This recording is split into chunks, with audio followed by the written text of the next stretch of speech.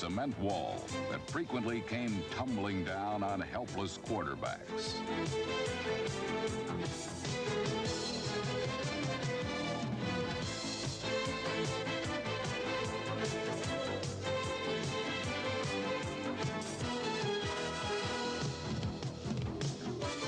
By bruising the bodies of opposing signal callers, the fearsome foursome won the hearts of the fans.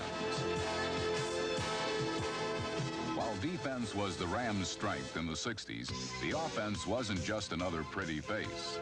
Quarterback Roman Gabriel's boyish good looks were not reflective of his rugged playing style.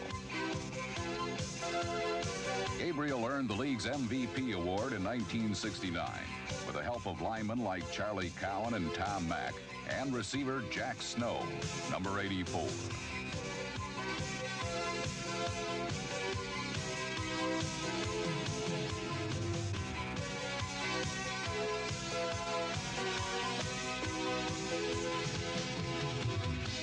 Snow was a sure-handed pass catcher who stood out in the crowd, much like running back Dick Bass, number 22.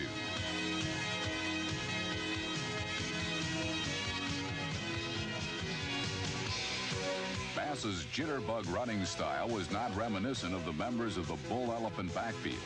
However, he kept the Rams' running attack exciting, a tradition that would be carried on into the 70s by Lawrence McCutcheon.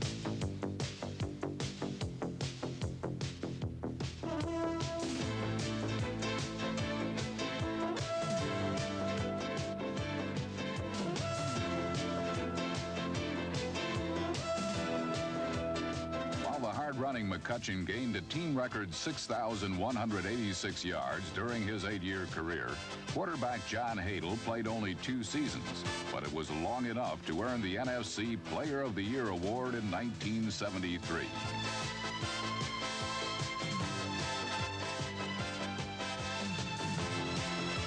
The Rams of the 70s were a unique blend of the high-scoring offenses of the 50s and the knock-'em-down, drag-'em-out defenses of the 60s.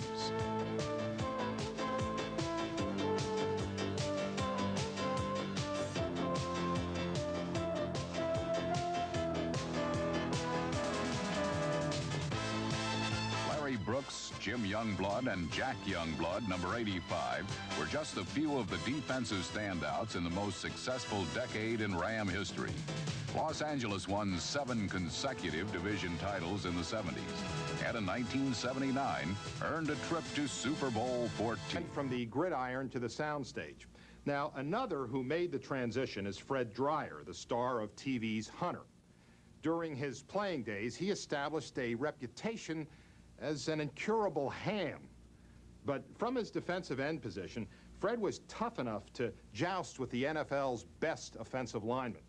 And Dryer also jested as well as he jousted.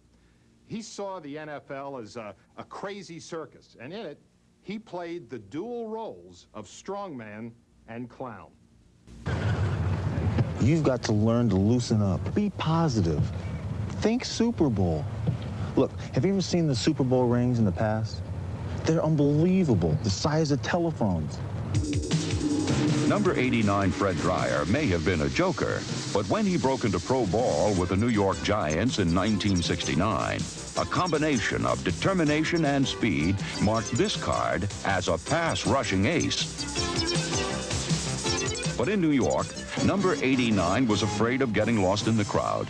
So after playing out his option in 1971, he went from the bright lights of the big city to the sun-drenched vistas of his native California.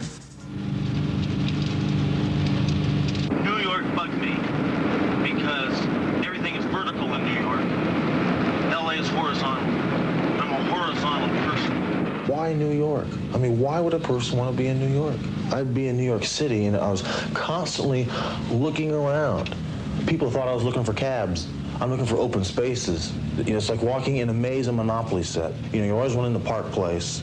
I mean, you walk around the city watching these big machines going boom, bop. While noisy machines symbolized confinement for Dryer, he heard a song of freedom in the sound of flapping wings. I walk around the zoo, and especially when there's a bird cage, and go down the side and look at the different varieties of birds. Big birds, small birds, long-legged birds, short-billed birds. And I just think of myself as being a bird sometimes, flying around, being free, soaring up 10,000, 15,000 feet.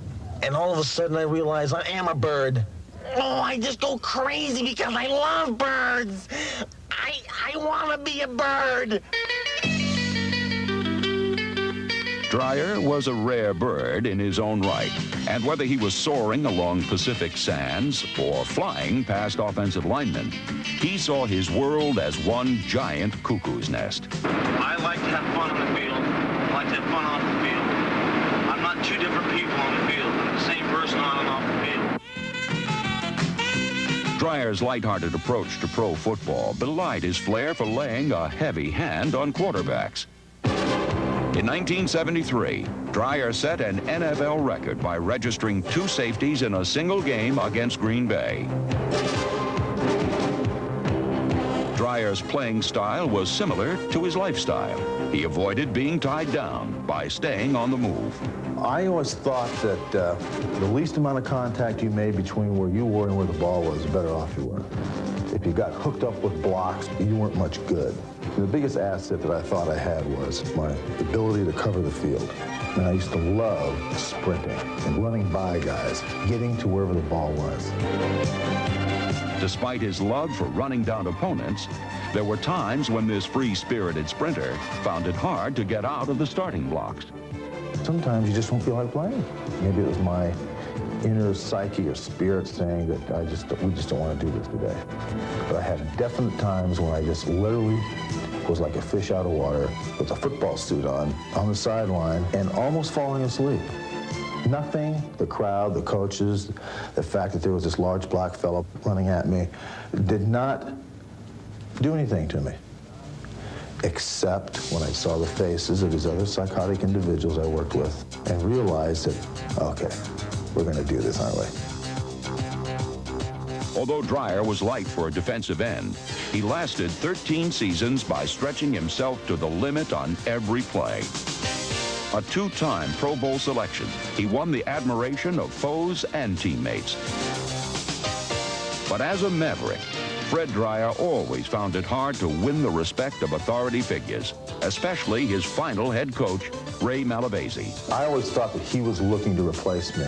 For some reason, if I got blocked or I got knocked down, it was because I was too small, as opposed to some guy just knocking me down. Because after all, if you're playing football, you do at times wind up on your right?